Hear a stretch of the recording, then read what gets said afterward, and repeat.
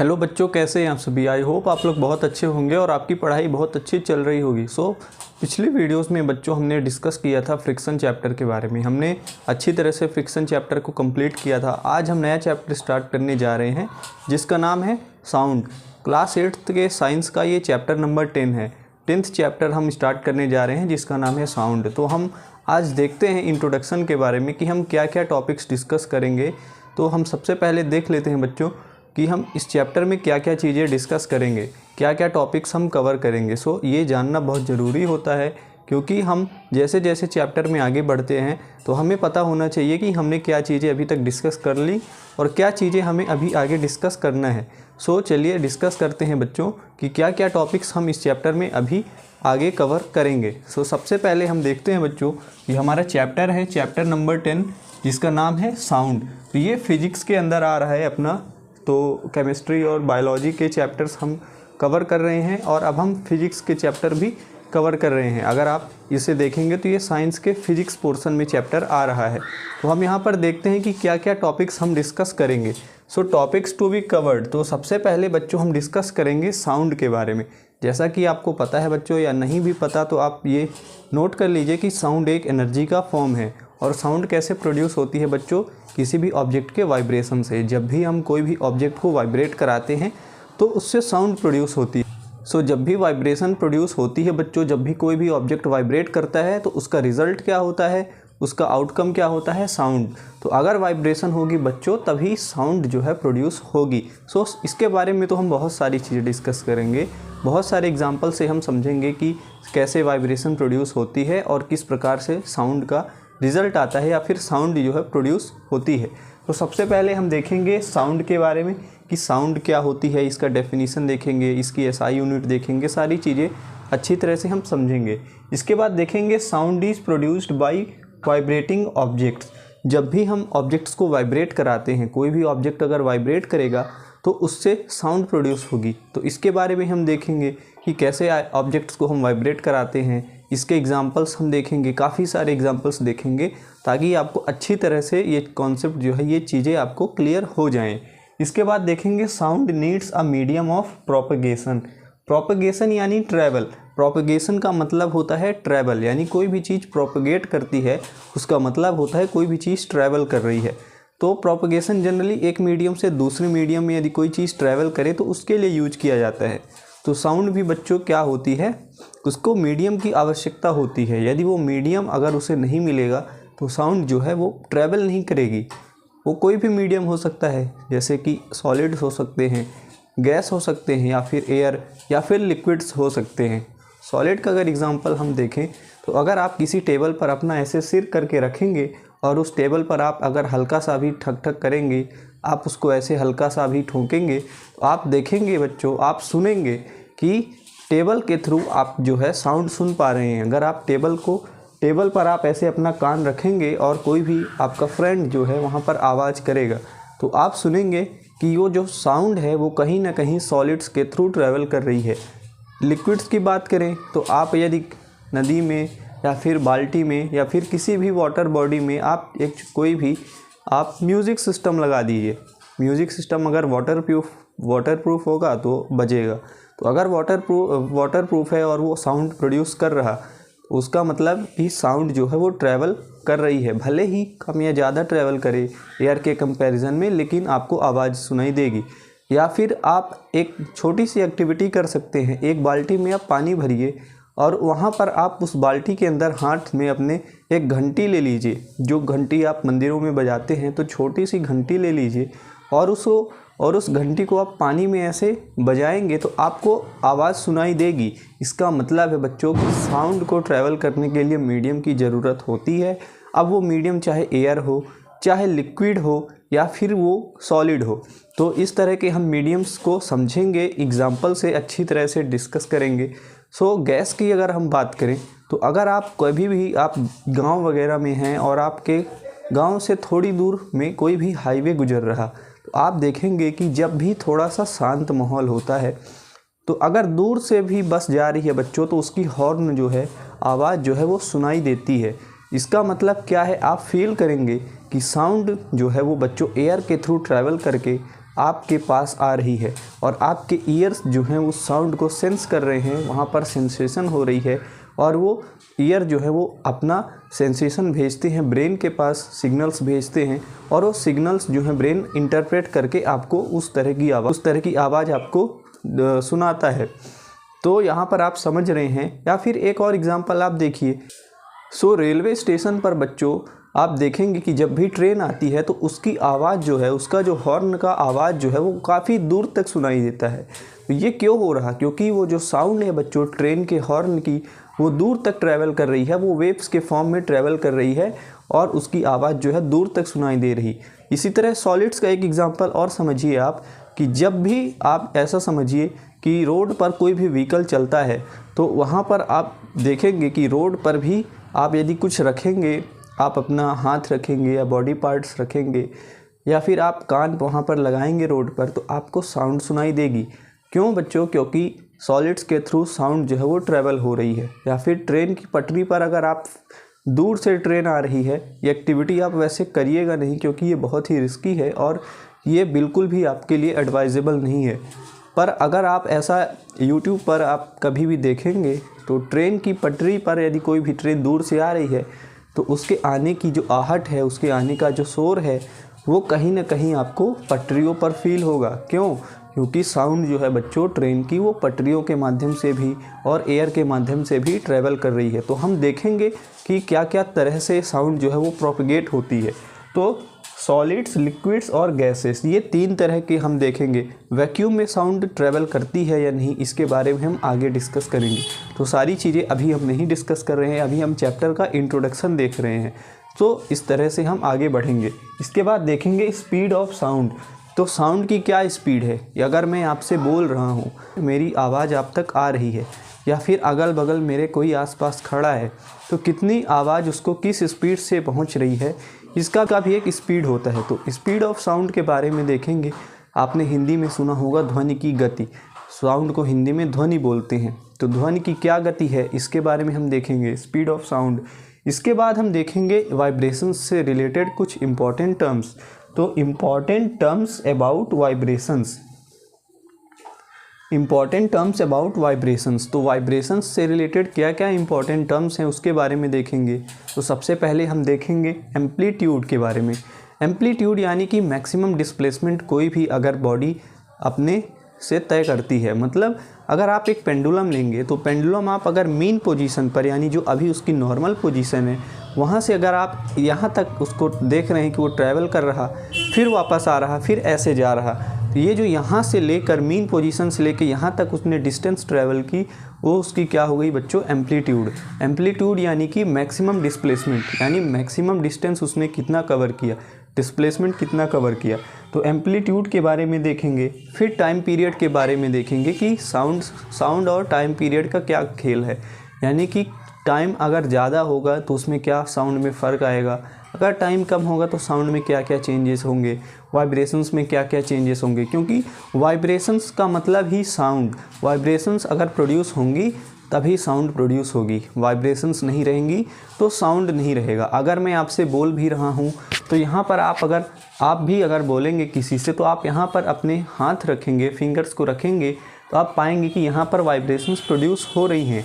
आप यहाँ पर नोटिस करेंगे कि यहाँ पर वोकल कॉर्ड्स जो हैं, वहाँ पर 2 वोकल कॉर्ड्स होती हैं, तो वो जब वाइब्रेट करती हैं जिस वजह से साउंड प्रोड्यूस होती है, हमारे साउंड बॉक्स यहाँ पर पाए जाते हैं और वो क्या करते हैं बच्चों, हमारे जो लंग्स हैं वहाँ से जो वापस एयर हमारे माउथ की तरफ आती है, तो वो साउंड बॉक्स में जो डायफ्राग्म होते हैं उनको वाइब्रेट कराते हैं, वोकल कॉर्ड्स वाइब्रेट करते हैं और साउंड प्रोड्यूस होती है।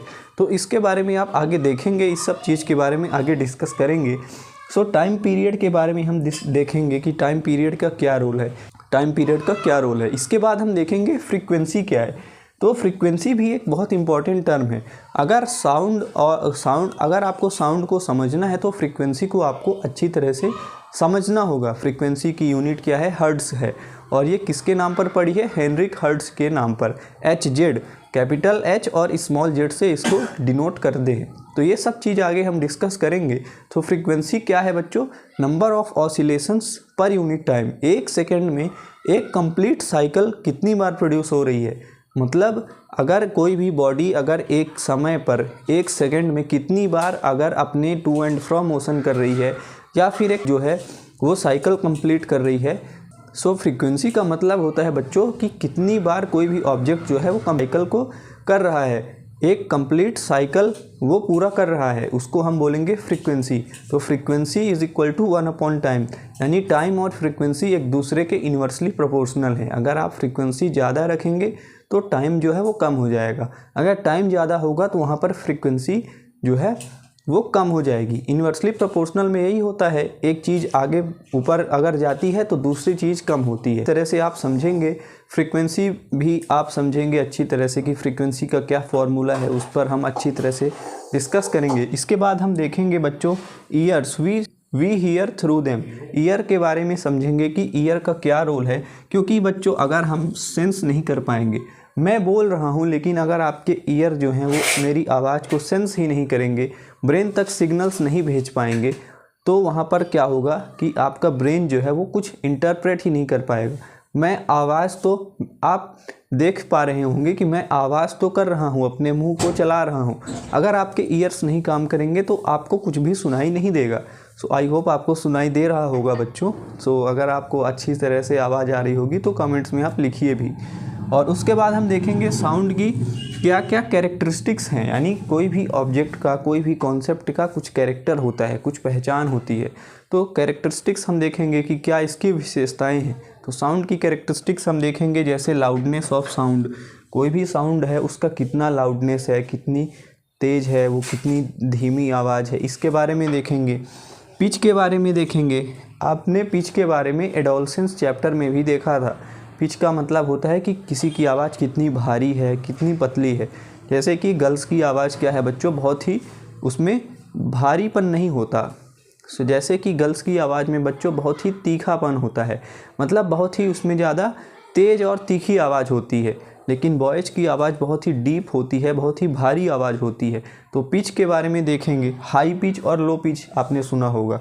इसके बाद हम देखेंगे क्वालिटी ऑफ साउंड, कि साउंड की क्या क्वालिटी है, उसमें कितना ज़्यादा क्रिस्पनेस है, कितनी खड़ की आवाज़ है या फिर कैसी आवाज़ है, इन सब चीज़ों के बारे में देखेंगे। साउंड की क्वालिटी तो जैसे कि आपने सुना भी होगा कि बहुत ज़्यादा इम्पॉर्टेंट है। आप वीडियो बना रहे हैं या फिर मूवी देख रहे हैं, आप म्यूज़िक सुन रहे हैं, उसमें साउंड की क्वालिटी बहुत इम्पॉर्टेंट होती है, उसमें साउंड का बहुत इम्पॉर्टेंट रोल होता है। तो साउंड क्वालिटी के बारे में देखेंगे कि साउंड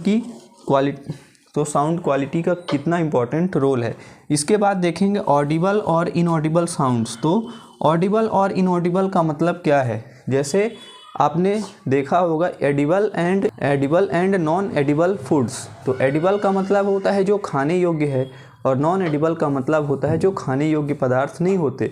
इसी तरह साउंड में भी होता है, ऑडिबल का मतलब होता है जो चीज़ हम सुन सकें, और इनऑडिबल का मतलब होता है जो चीज़ हम सुन नहीं सकते। सो उसका भी एक रेंज होता है 20 हर्ट्ज़ से लेकर के 20,000 हर्ट्ज़। तो 20 हर्ट्ज़ से लेकर बच्चों वो होता है 20,000 हर्ट्ज़। तो इसके बीच में अगर जो भी चीज़ है तो उसको हम सुन सकते हैं। अगर इससे कम होगी, 20 हर्ट्ज़ से अगर कम होगी या फिर 20,000 हर्ट्ज़ से ज़्यादा होगी कोई भी साउंड, तो उसको हम सुन नहीं सकते। तो इसके बारे में देखेंगे कि इसका कितना इंपॉर्टेंट रोल है, ऑडिबल और इनऑडिबल साउंड्स क्या है। इसके बाद हम देखेंगे नॉइस और म्यूज़िक। तो म्यूज़िक और नॉइस में क्या डिफरेंस है, नॉइस किसे हम बोलेंगे और म्यूज़िक किसे हम बोलेंगे। क्योंकि नॉइस का मतलब है शोर शराबा, जो चीज़ हमें पसंद नहीं है, और म्यूज़िक का मतलब होता है बच्चों जो चीज़ हमें पसंद हो। सो इसके बारे में देखेंगे कि हम कब नॉइस बोलेंगे किसी भी साउंड को और कब हम बोलेंगे म्यूज़िक। क्योंकि म्यूज़िक प्लीजेंट होता है, हमें अच्छा लगता है, उसकी एक फ़िक्स वैल्यू होती है कि हमें इसी तरह का अच्छा लगता है। लेकिन नॉइस कोई भी साउंड होती है जो अनवांटेड होती है। अगर मिक्सर की आवाज़ आ रही है या फिर टन की आवाज़ आ रही है बहुत ही ज़्यादा, तो वो क्या होगा बच्चों, वो नॉइस की कैटेगरी में आएगा। पों की आवाज़ अगर आएगी, अगर बहुत ज़्यादा ट्रैफिक में आप हैं तो आपका सिर दर्द करने लगेगा। लेकिन अगर म्यूज़िक की आवाज़ आती है तो आपका हल्का सा भी सिर दर्द नहीं होता, आपको काफ़ी अच्छा लगता है। सो इसके बारे में देखेंगे नॉइस एंड म्यूज़िक। इसके बाद देखेंगे म्यूज़िकल इंस्ट्रूमेंट्स। तो साउंड का म्यूज़िकल इंस्ट्रूमेंट्स में कितना इम्पोर्टेंट रोल है, कौन सा म्यूज़िकल इंस्ट्रूमेंट किस तरह से बजता है, किस तरह से उसे हम प्ले करते हैं, किस तरह से हम उसे बजाते हैं और वो किस तरह से साउंड प्रोड्यूस करता है। तरह तरह के हम म्यूज़िकल इंस्ट्रूमेंट्स के बारे में देखेंगे। सो म्यूज़िकल इंस्ट्रूमेंट्स के बारे में देखेंगे और लास्ट में हम देखेंगे नॉइज़ पॉल्यूशन। सो आपने कई तरह के पॉल्यूशन के बारे में देखा होगा, air pollution, noise pollution, water pollution, soil pollution भी आपने सुना होगा, आपने देखा होगा अपने आसपास की बहुत ज़्यादा पॉल्यूशन हो रहा है। लेकिन अगर कोई भी पॉल्यूशन है बच्चों, वो हेल्थ के लिए हमारे अच्छा नहीं है। अगर सॉइल पॉल्यूशन है तो उससे जो भी फूड प्रोडक्ट्स हम उगा करके उस सॉइल में अगर हम कंज्यूम करेंगे तो वो उसमें भी प्रॉब्लम। वाटर पॉल्यूशन है तो वाटर पॉल्यूशन में क्या होगा कि हम कोई भी वाटर अगर कंज्यूम करेंगे, अगर हम ड्रिंक करेंगे तो हमारे अंदर प्रॉब्लम्स आएंगी। एयर पॉल्यूशन अगर है तो हमें एयर या फिर ब्रीदिंग में प्रॉब्लम आएगी, हमें रेस्पिरेटरी प्रॉब्लम्स आएंगी। और नॉइज़ पॉल्यूशन है तो हमारा चिड़चिड़ापन, एंग्जाइटी, फियर और हम कहीं ना कहीं इरिटेट हो जाएंगे। यानी कि अगर बहुत ज़्यादा अगर साउंड पॉल्यूशन होगा या फिर नॉइज़ पॉल्यूशन होगा तो हम चिड़चिड़े हो जाएंगे, हम छोटी छोटी बातों पर गुस्सा करने लगेंगे। सो इन सब चीज़ों के बारे में हम डिस्कस करेंगे, नॉइज़ पॉल्यूशन के बारे में भी हम देखेंगे।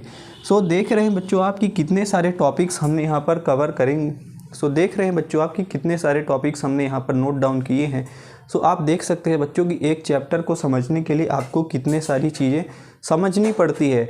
आपको एक सीक्वेंस में पढ़ाई करनी पड़ती है, एक सीक्वेंस में आपको सभी चीज़ों को स्टडी करना पड़ता है। सो हम सबसे पहले साउंड के बारे में देखेंगे, फिर sound is produced by vibrating objects, इसके बारे में देखेंगे। इसके बाद देखेंगे sound needs a medium of propagation, और किस तरह के प्रोपेगेशन के मीडियम होते हैं, सॉलिड्स, लिक्विड और गैसेस। इसके बाद देखेंगे स्पीड ऑफ साउंड, कि साउंड की क्या स्पीड है। इसके बाद देखेंगे इंपॉर्टेंट टर्म्स अबाउट वाइब्रेशंस, उसमें हम देखेंगे एम्पलीट्यूड, टाइम पीरियड और फ्रीक्वेंसी के बारे में।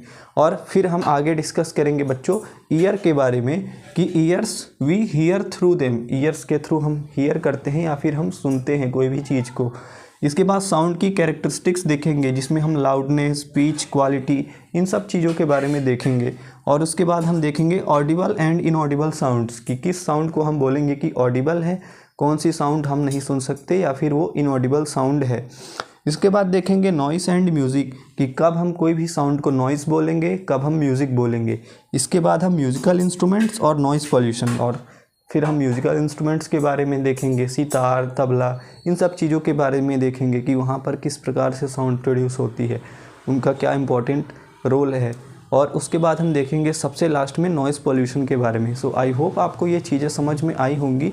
हमने इंट्रोडक्शन बहुत ही अच्छे तरह से कंप्लीट किया है, हमने चैप्टर को बहुत ही अच्छे तरह से इंट्रोड्यूस किया है आपको। आई होप आपको ये सारी चीज़ें अच्छी तरह से समझ में आई होंगी। सो इस तरह से आपने देखा बच्चों कि हम कितने सारे टॉपिक्स को कवर करेंगे, बहुत ही आसानी से हम सारी चीज़ें डिस्कस करेंगे। सो इस तरह से आप अपना सपोर्ट बनाए रहिए। मिलते हैं नेक्स्ट वीडियो में बच्चों। अगर आप इस वीडियो में नए हैं, पहली बार आप चैनल पर विजिट किए हैं तो चैनल को सब्सक्राइब कीजिए, बेल नोटिफिकेशन ज़रूर दबाइए और अपने दोस्तों के साथ, अपने क्लासमेट्स के साथ ये चैनल शेयर कीजिए, इस वीडियो को लाइक कीजिए। और अगर आपको कोई भी क्वेरी है, कोई भी आपको डाउट है, आप कोई भी चीज़ सजेस्ट करना चाहते हैं तो आप कमेंट्स में ज़रूर लिखिए। सो मिलते हैं नेक्स्ट वीडियो में बच्चों। अपना चैप्टर बहुत अच्छी तरह से हम स्टार्ट करेंगे, बहुत अच्छे से सारे कॉन्सेप्ट को समझेंगे। सो मिलते हैं नेक्स्ट वीडियो में, तब तक के लिए थैंक यू।